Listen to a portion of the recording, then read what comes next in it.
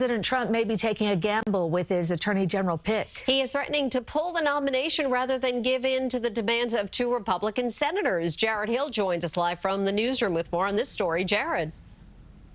Hey, Mary and Cindy, this might be less about what happens to Todd Blanche and more this moment where two Senate Republicans are pushing back against President Trump, and all over a controversial lawsuit that Blanche helped the president settle.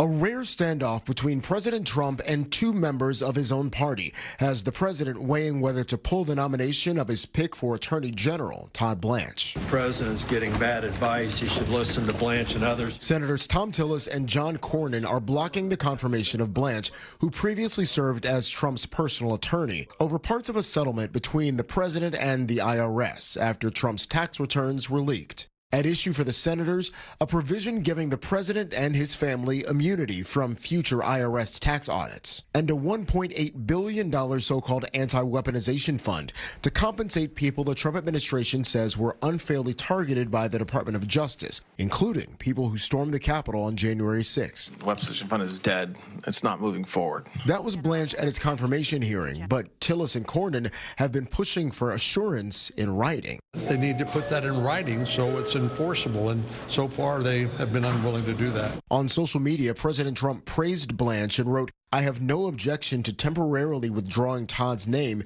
and putting him back after Cornyn and Tillis are out of office." Both are lame duck lawmakers. Cornyn lost his primary to a Trump-backed candidate. Tillis isn't running again. So, Jarred, if the president waits until January, could there be other Republicans who surprise him and push back on this? What we do know is that Senator Cornyn, Cindy, has said that he and Tillis are not the only Republican senators concerned about Blanche.